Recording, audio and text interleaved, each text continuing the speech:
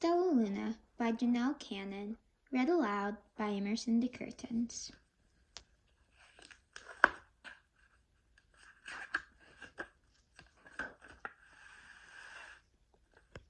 In a warm and sultry forest far, far away, there once lived a mother fruit bat and her new baby.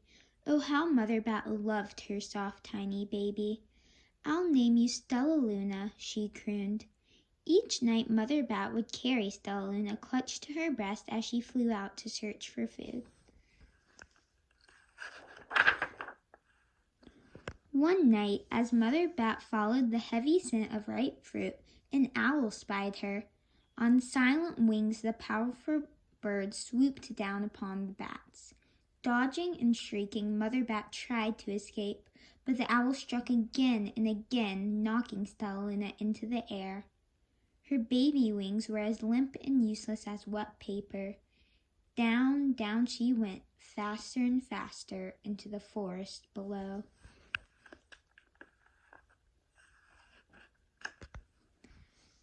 The dark leafy tangle of branches caught Stellaluna as she fell. One twig was small enough for Stellaluna's tiny feet. Wrapping her wings about her, she clutched the thin branch, trembling with cold and fear. "Mother," Stellaluna squeaked, "where are you?" By daybreak, the baby bat could hold on no longer. Down, down again she dropped. Flump! Stellaluna landed headfirst in a soft, downy nest, startling the 3 baby birds who lived there. Stellaluna quickly clambered from the nest and hung out of sight below it. She listened to the babble of the 3 birds. "What was that?" cried Flap. "I don't know, but it's hanging by its feet," chirped Flitter. "Shh! Here comes Mama!" hissed Pip.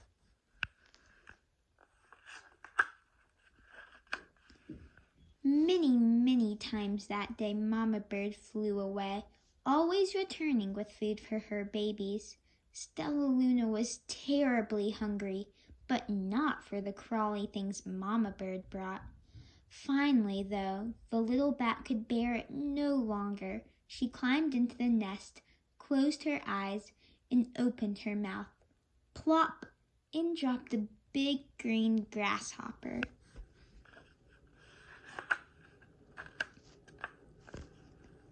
Stellaluna learned to be like the birds. She stayed awake all day and slept at night.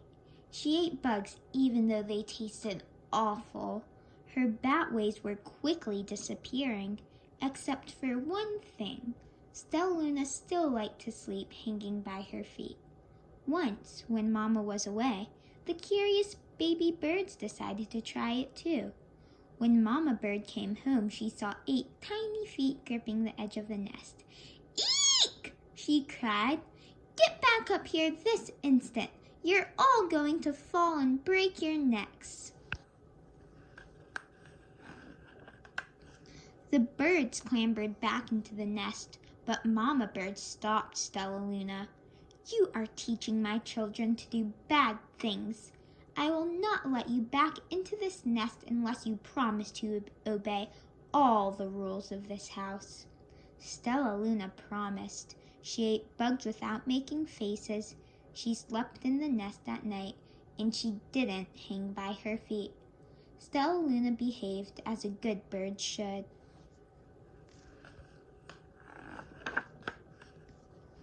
All the babies grew quickly. Soon the nest became crowded. Mama Bird told them it was time to learn to fly.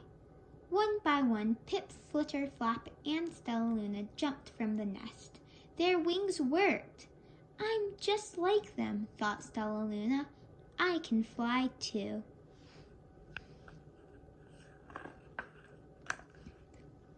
Pip, Flitter, and Flap landed gracefully on a branch. Stellaluna tried to do the same.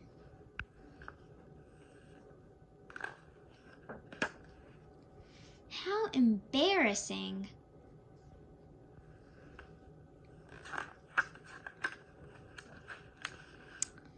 "I will fly all day," Stellaluna told herself.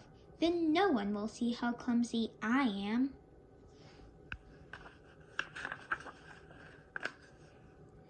The next day, Pip, Flitter, Flap, and Stellaluna went flying far from home. They flew for hours, exercising their new wings. "The sun is setting," warned Flitter. "We had better go home or we will get lost in the dark," said Flap. But Stellaluna had flown far ahead and was nowhere to be seen. The 3 anxious birds went home without her.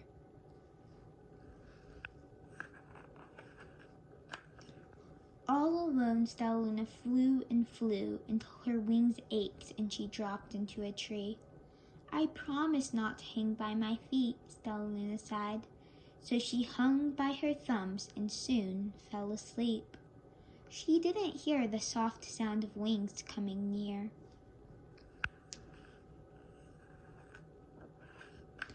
"Hey!" a loud voice said. "Why are you hanging upside down?" Stellaluna's eyes opened wide. She saw a most peculiar face. "I'm not upside down, you are," Stellaluna said. "Ah, but you're a bat.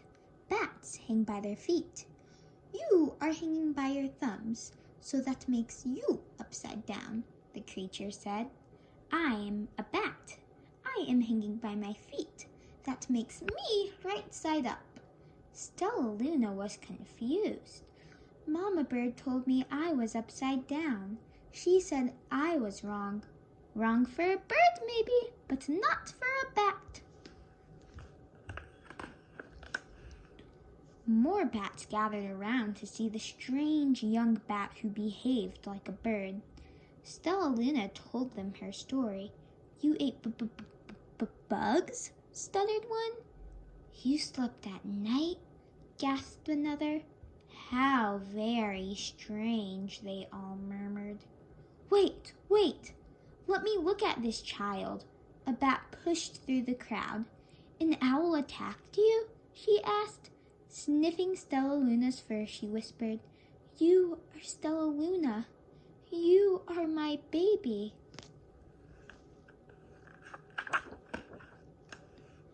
"You escaped the owl?" cried Stellaluna. "You survived?" "Yes," said Mother Bat as she wrapped her wings around Stellaluna. "Come with me and I'll show you where to find the most delicious fruit. You'll never have to eat another bug as long as you live." "But it's nighttime," Stellaluna squeaked. "We can't fly in the dark or we will crash into trees." "We're bats," said Mother Bat. "We can see in darkness. Come with us." Stellaluna was afraid, but she let go of the tree and dropped into the deep blue sky. Stellaluna could see. She felt as though rays of light shone from her eyes. She was able to see everything in her path. Soon the bats found a mango tree, and Stellaluna ate as much as the fruit as she could hold. "I'll never have to eat another bug as long as I live," cheered Stellaluna as she stuffed herself full. "I must tell Pip, Flitter, and Flap." The next day, Stellaluna went to visit the birds.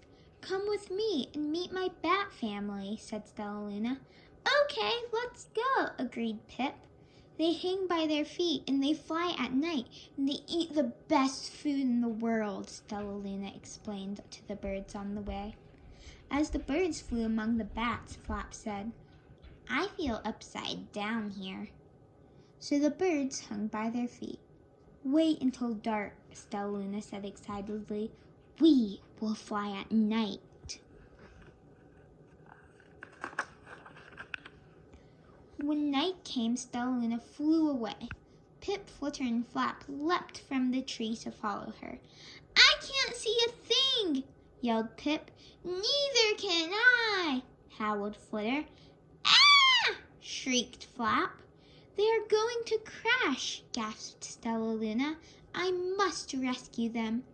Stellaluna swooped about, grabbing her friends in the air. She lifted them to a tree, and the birds grasped a branch. Stellaluna hung from the limb above them.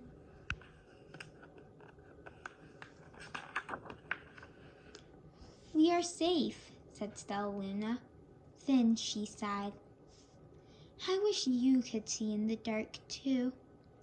"We wish you could land on your feet," Flitter replied. Pip and Flap nodded. They perched in silence for a long time. "How can we be so different and feel so much alike?" mused Flitter. "And how can we feel so different and be so much alike?" wondered Pip. "I think this is quite a mystery," Flap chirped. "I agree," said Stellaluna. "But we're friends, and that's a fact."